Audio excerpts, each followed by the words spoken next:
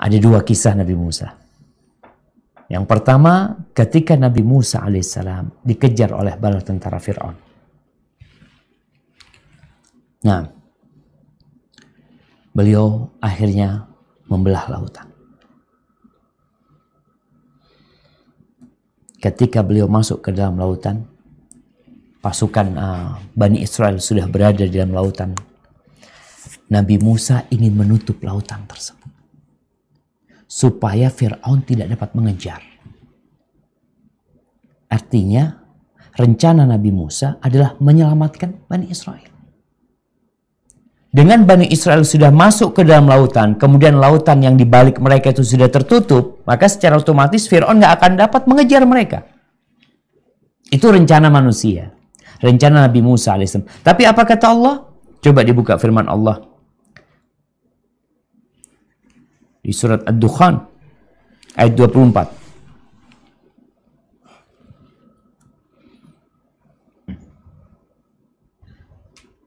A'udzu billahi minasyaitonir rajim. Watrukil bahra rahwa innahum jundum mughraqun. Dan biarkanlah laut itu terbelah, sesungguhnya mereka bala tentara yang akan ditenggelamkan. Nah, rencana Nabi Musa adalah ketika Bani Israel masuk, dia akan memukulkan tongkatnya itu supaya tertutup yang di belakang sana. Tapi rencana Allah lain. Biarkan terbuka. Biarkan Fir'aun itu masuk. Di mana bayangan Bani Israel? Awalnya ketika mereka di pinggir laut, di pantai situ, mereka sudah ketakutan. Falamma tara al-jam'an qala ashabu Musa inna lamudrakun. Ketika dua kelompok ini saling melihat, akhirnya sahabat-sahabat Nabi Musa mengatakan, kita binasa udah. Habis kita tersusul sama mereka. Dalam bayangan mereka kan, mereka ingin perjalanan mereka, pelarian mereka tuh nggak diketahui sama Fir'aun. Inginnya mereka, udah pergi meninggalkan Mesir, selesai. Sembunyi-sembunyi. Kejadian itu malam hari. Ternyata pagi harinya udah nyampe tentara Fir'aun. Ya, ketika laut terbelah, berbahagia Bani Israel.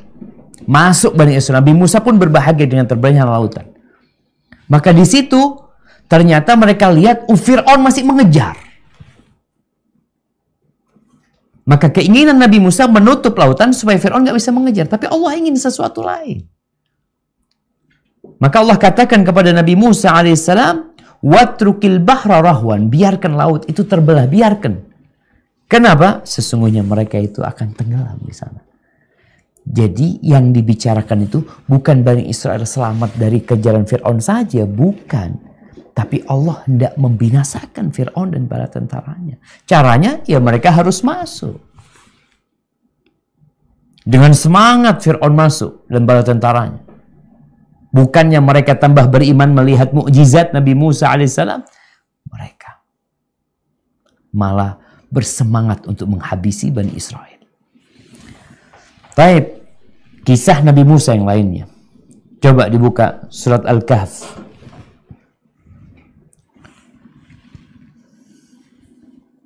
Nah, surat Al-Kahfi ayat 71.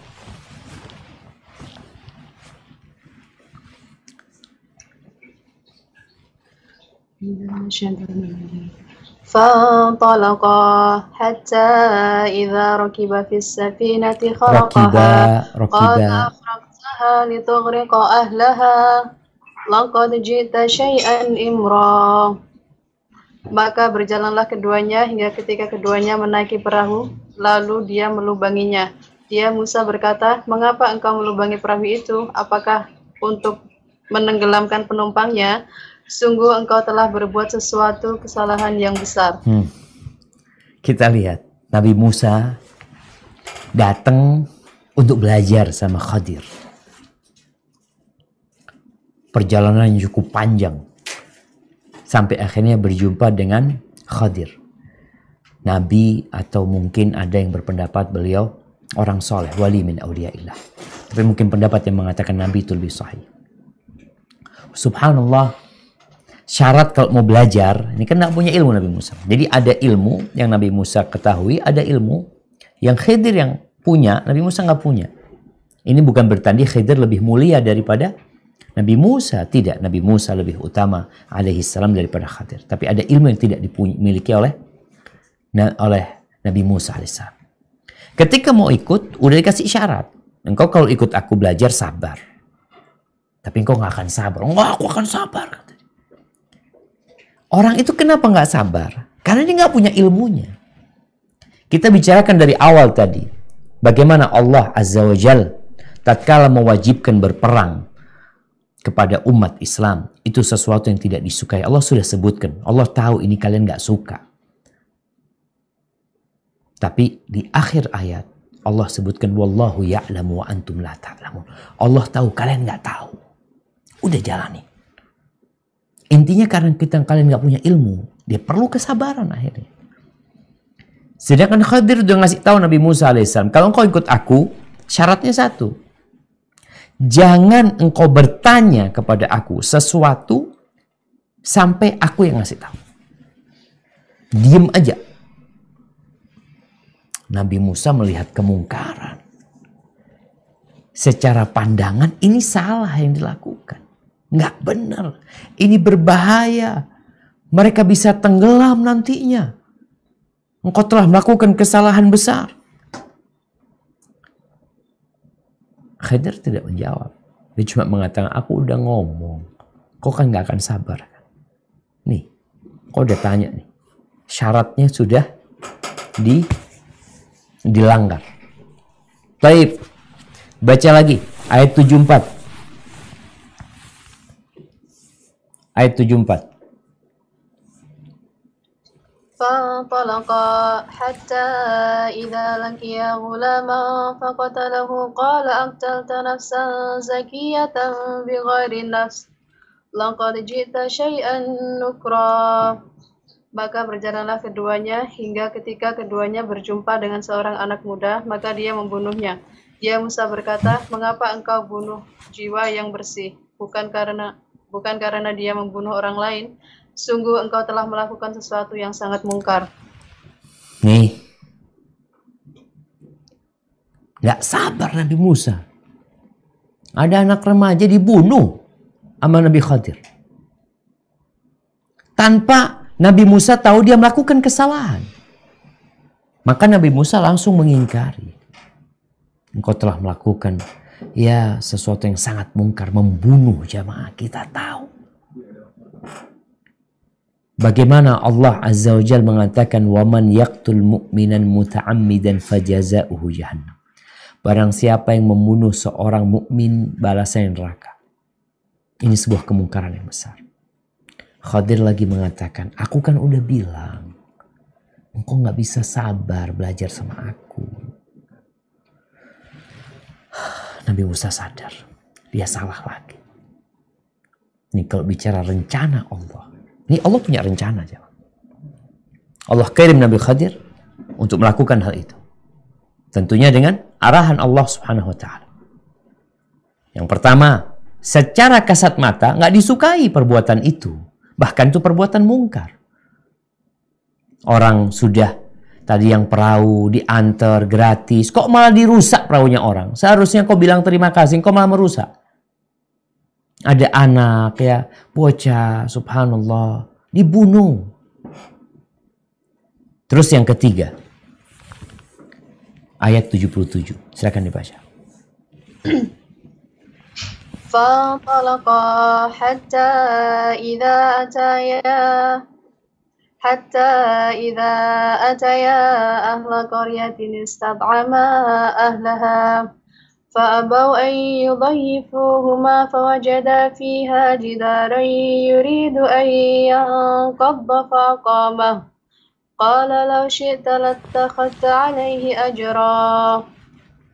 Maka keduanya berjalan hingga ketika keduanya sampai kepada penduduk suatu negeri, mereka berdua meminta dijamu oleh penduduknya, tetapi penduduk negeri itu tidak mau menjamu mereka. Kemudian keduanya mendapatkan dinding rumah yang hampir roboh di negeri itu. Lalu dia menegakkannya. Dia Musa berkata, jika engkau mau, niscaya engkau dapat meminta imbalan untuk itu. Nah, nih, Nabi Musa bingung. Melihat Khadir minta dijamu, ditolak oleh warga sana. Kok malah berbuat baik sama warga sana? Berbeda dengan kejadian pertama.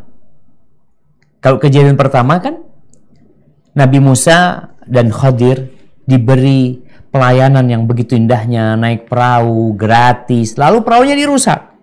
Ini orang berbuat baik, kau rusak perahunya. Yang terakhir, engkau itu nggak dijamu sama mereka, malah engkau berbuat baik sama mereka. Engkau perbaiki dinding yang meroboh di kampung sana. Kau kan bisa minta bayaran dari mereka. Subhanallah. Ini hal-hal jamaah. Kita kan udah tahu ceritanya, kita udah punya ilmu. Sehingga kita nggak seperti Nabi Musa alaihissalam. Kita udah tahu cerita ini. Tapi karena Nabi Musa nggak tahu, nggak punya ilmunya, maka beliau bertanya. Tapi syaratnya waktu itu nggak boleh tanya. Ya, kita akan baca penjelasan Khadir tentang kejadian itu. Silakan dibaca.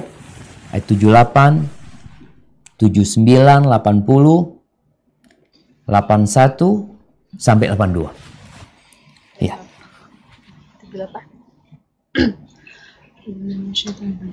Qala hadza firaqu baini wa bainik sa'unabbi'uka bita'wili ma lam tastati' 'alayhi sabra. أما السفينة فكانت لمساكين يعملون في البحر فأردت أن أعيبها وكان وراءهم ملك يأخذ كل سفينة غصبا وأما الغلام فكان أبواه مؤمنين فخشينا أن يرهقهما طغيانا وكفرا فأردنا أن يبدلهما ربهما خيرا منه زكاة وأقرب رحما وأما الجدار فكان لغلامين يتيمين في المدينة وكان تحته كنز لهما وكان أبوهما صالحا فأراد ربك أن يبلغا أشدهما ويستخرجا كنزهما رحمة من ربك وما فعلته عن أمري ذلك تأويل ما لم تستطع عليه صبرا. Dia berkata, inilah perpisahan antara aku dengan engkau. Aku akan memberikan penjelasan kepadamu atas perbuatan yang engkau tidak mampu sabar terhadapnya. Adapun perahu itu adalah milik orang miskin yang bekerja di laut. Aku bermaksud merusaknya karena di hadapan mereka ada seorang raja yang akan merampas setiap perahu. Dan adapun anak muda kafir itu, kedua orang tuanya mukmin.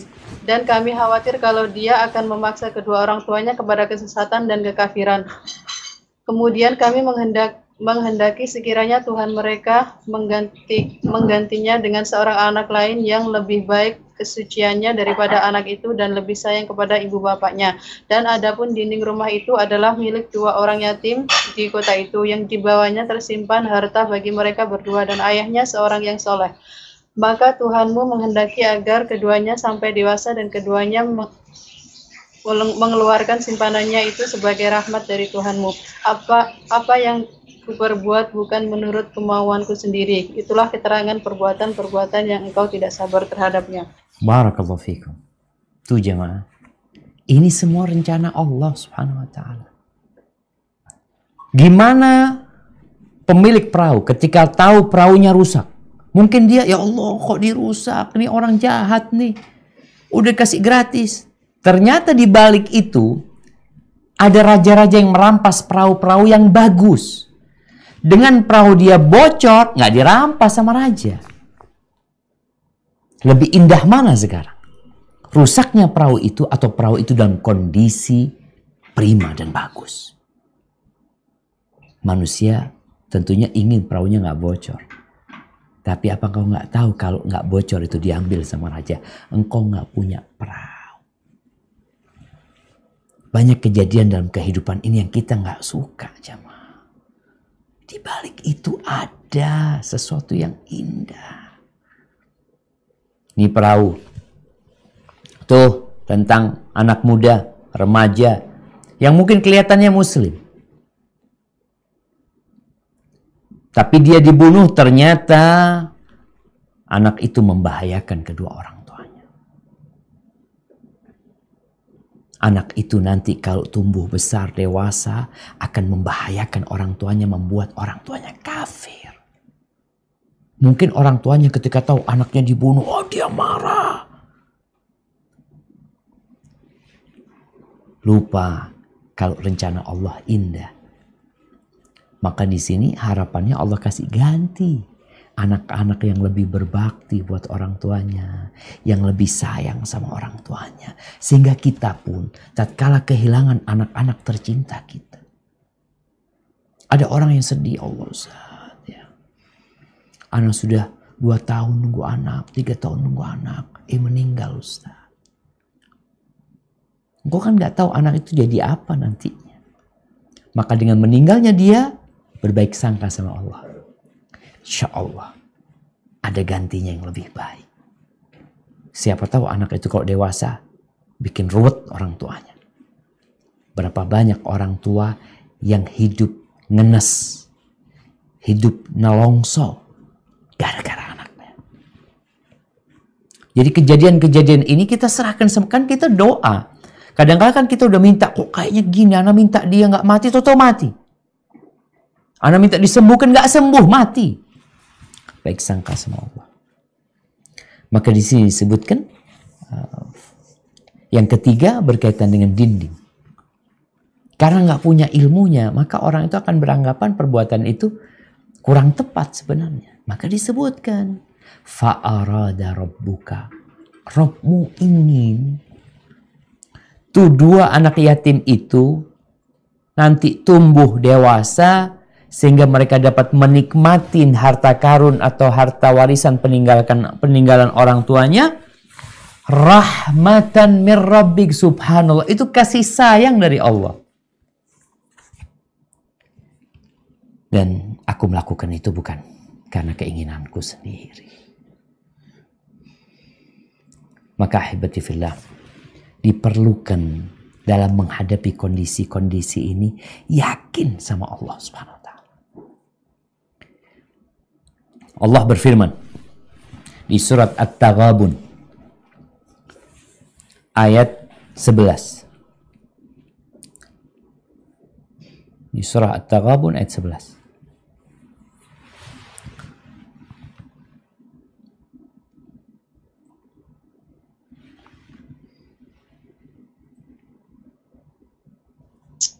Ya. Ma asaba min musibatin illa biidznillah wa man yu'min billahi yahdi qalbah wallahu bikulli syai'in alim. Tidak ada suatu musibah yang menimpa seseorang kecuali dengan izin Allah, dan barang siapa beriman kepada Allah, niscaya Allah akan memberikan petunjuk kepada hatinya, dan Allah Maha mengetahui segala sesuatu. Allah Maha mengetahui dengan segala sesuatu. Maka musibah apapun yang menimpa itu dengan ilmu Allah. Kata Abdullah bin Mas'ud radhiyallahu anhu, "Hiyal musibat tusibul mar'a faya'lam." Yang Allah sebutkan, Allah akan kasih hidayah, petunjuk kepada orang ini. Musibah yang menimpa seseorang, lalu dia tahu, faya'lam, dia punya ilmu yang menumbuhkan keyakinan. Annaha min indillah, bahwa kejadian ini benar-benar dari sisi Allah SWT. Oke, mungkin kejadian itu ada unsur campur tangan manusia, seperti kisahnya Nabi Musa dengan Khadir. Ada campur tangan manusianya, Khadir yang merusak itu perahu, Khadir yang membunuh itu anak, Khadir yang membangun itu rumah. Ada campur tangan manusia. Tapi hendaklah engkau tahu bahwasanya semua kejadian itu, apalagi yang tidak menyenangkan, itu dari Allah. Artinya Allah yang menetapkannya. Kalau sebabnya mungkin karena dosa kita, itu untuk menghapuskan dosa kita, mengangkat derajat kita, yang jelas dia tahu ini dari sisi Allah, fayusallim wa yarda. Kemudian dia berserah diri kepada Allah dan ridha dengan takdir Allah Subhanahu wa taala. Ahibati fillah. Rasulullah sallallahu alaihi wasallam bersabda, "Inna 'idhamal jaza ma'a 'idhamil bala." Sesungguhnya kadar besarnya balasan itu sesuai dengan kadar besarnya bala. Jadi antum kalau hidupnya merasa lebih susah dari fulan, ingat balasan antum juga nggak sama dengan fulan. Karena sudah ada ketetapan dari Allah Subhanahu wa taala tentang bagaimana pemberian balasan. Besarnya pahala sesuai dengan besarnya bala. Wa innallaha idza ahabba qauman ibtalahum. Kalau Allah mencintai suatu kaum, Allah akan kasih bala sama mereka. Bukan dikasih rizki. Dikasih bala. Faman radiya falahur ridha. Barang siapa yang ridha dengan ketentuan Allah Azza wa Jalla, maka bagi dia keridhaan, yakni Allah akan ridha sama dia. Wa man sakhita falahus sukhut. Dan barang siapa yang marah, yang tidak menerima, maka bagi dia amarah Allah Subhanahu wa taala. Dari sini sebagian ulama berpendapat bahwasanya ridha dengan ketentuan Allah itu wajib. Tapi jumhur ulama berpendapat bahwasanya ridha ini dengan ketentuan Allah itu derajat lebih tinggi dari sabar.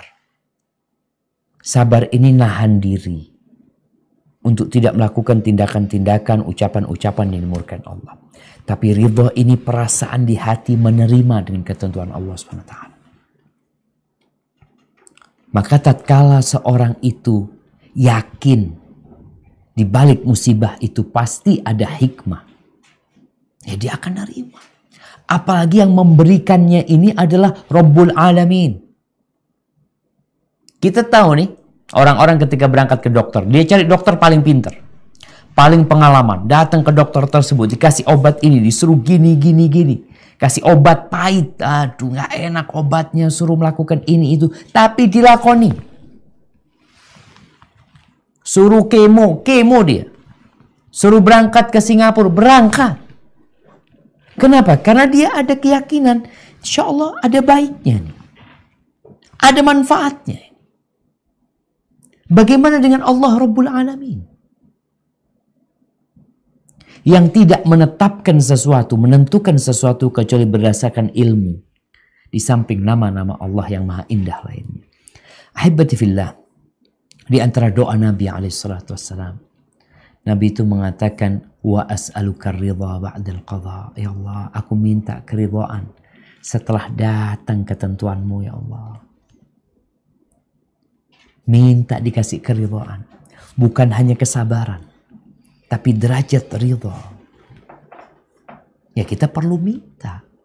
Kondisi sekarang ini, banyaknya masalah yang dihadapi.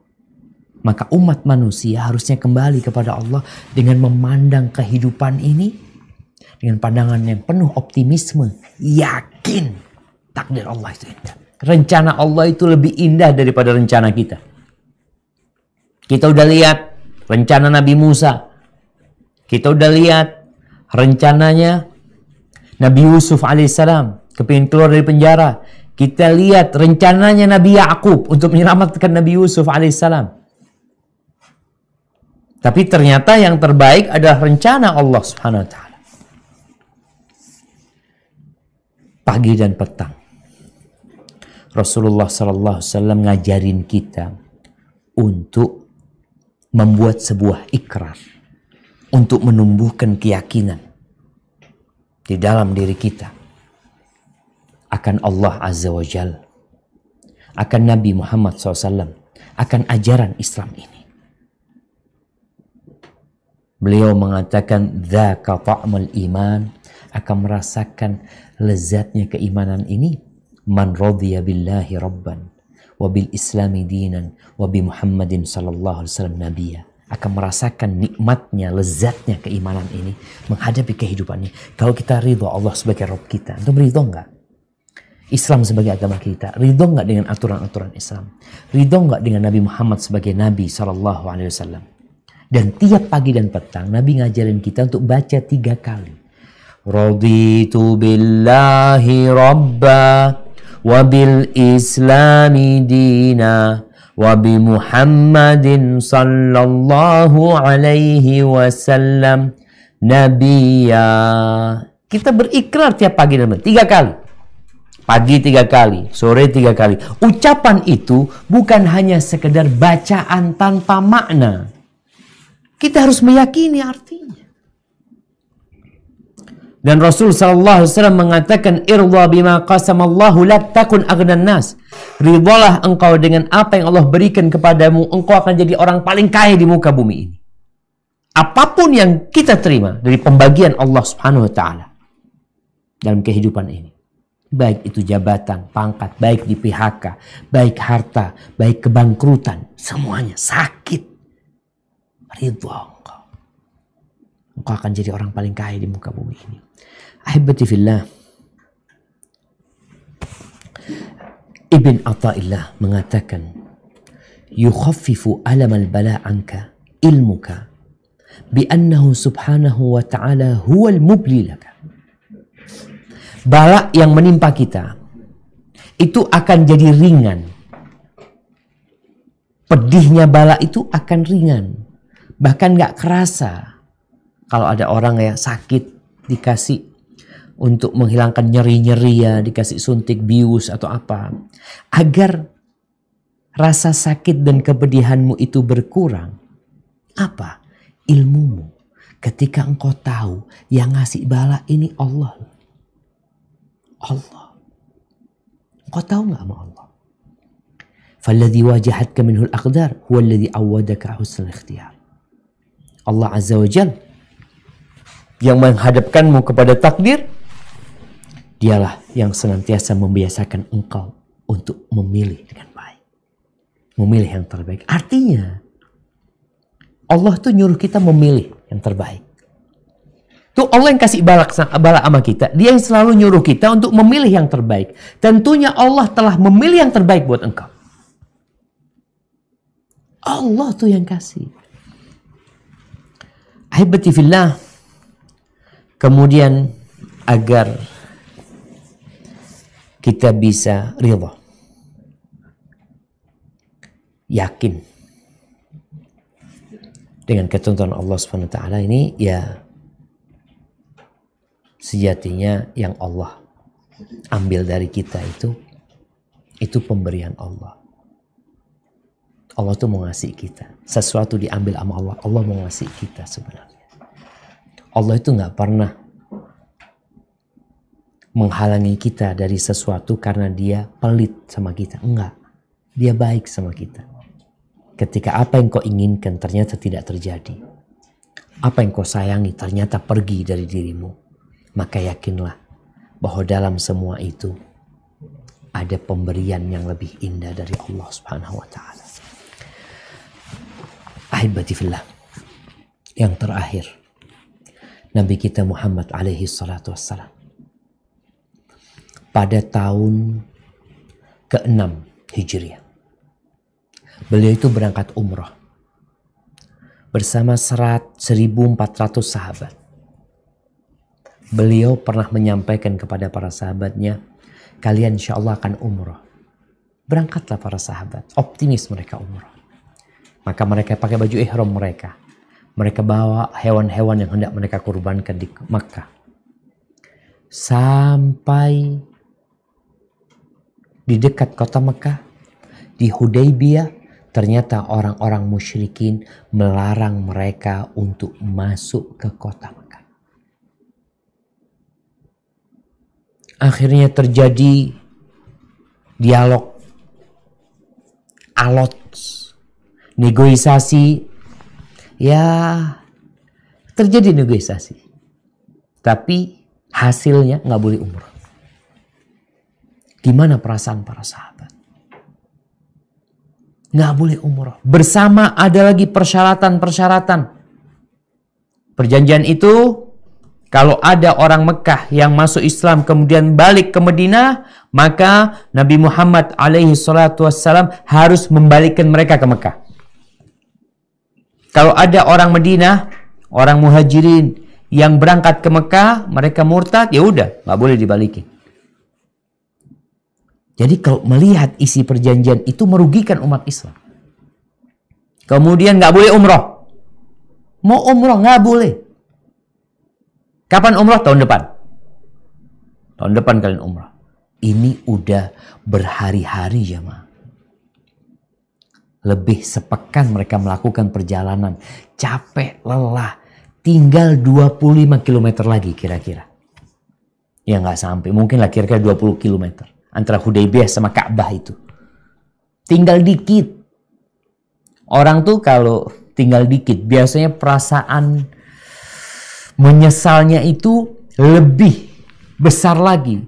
Kalau mereka tahu nggak boleh berangkat umroh sejak mereka baru 20 km dari kota Madinah, mereka tinggal pulang. Selesai. Ya udah kalau nggak boleh mau apa. 50 km tinggal pulang. Ini tinggal 20 km sampai ke Ka'bah. Nggak boleh. Itu shock para sahabat Nabi. Sampai Rasulullah SAW menyuruh mereka untuk menyembelih kurban mereka di sana yang mereka bawa karena nggak bisa masuk Ka'bah, nggak bisa ke Mekah, tapi mereka bisa ke tanah haram. Dan untuk tahallul cukur, 1.400 orang disuruh, satu pun nggak ada yang bergerak. Shock mereka. Nggak jadi umroh. Bayang mereka nggak jadi umroh ini. Akhirnya Rasul SAW masuk ke tendanya dengan wajah ya yang sedikit cemberut, sedih. Ditanya sama istrinya Ummu Salamah, kenapa Rasul SAW? Ya, aku menyuruh mereka melakukan sesuatu, tapi mereka tidak mengindahkannya. Aw tuhibbu dzalika ya Rasulullah. Engkau ingin mereka melakukan itu. Ini istri yang soleha. Dia tahu suaminya sedang dalam masalah. Maka dia berusaha memberikan solusi. Dia mengatakan, ukhruj ya Rasulullah. Keluarlah engkau wahai Rasulullah SAW. Jangan ngomong sama satu orang pun dari mereka. Engkau potong hewan kurbanmu. Lalu engkau panggil tukang cukurmu. Karena kondisi sahabat ini shock. 435 km ditempuh. Setelah 6 tahun mereka itu nggak ke Mekah. Hijrah mereka. Sekarang udah di depan mata nggak bisa umroh. Sedihnya mereka. Tatkala mereka melihat Rasul SAW ya, potong kurbannya, panggil tukang cukurnya. Akhirnya para sahabat berebut. Apa rencana Allah? Para sahabat kan inginnya umroh tahun itu. Umroh tahun itu tentunya dengan kondisi yang tegang. Kalau dipaksakan umroh akan terjadi ketegangan. Mungkin akan terjadi konflik. Bahkan para sahabat itu sudah sumpah siap mati. Membaiat Rasul SAW. Akhirnya 2 tahun kemudian. Tahun ke-8 Hijriah. Rencana Allah umat Islam masuk ke... Itu perjanjian 10 tahun. Seharusnya perjanjian itu berakhir tahun 16 Hijriah. Perjanjian itu berakhir tahun ke-8 Hijriah. Di mana umat Islam datang 10.000 pasukan. Masuk ke kota Mekah. Menaklukkan kota Mekah. Karena penduduk Mekah berkhianat terhadap perjanjian tersebut. Kalau nggak ada perjanjian, nggak bisa orang itu diberikan hukuman. Maka dengan adanya perjanjian, ternyata rencana Allah adalah untuk memberikan kota Mekah kepada umat Islam. Sabar. Maka semoga kita bisa bersabar menghadapi ketentuan-ketentuan Allah dengan yakin bahwa Allah itu lebih sayang sama kita daripada kita sama diri kita sendiri.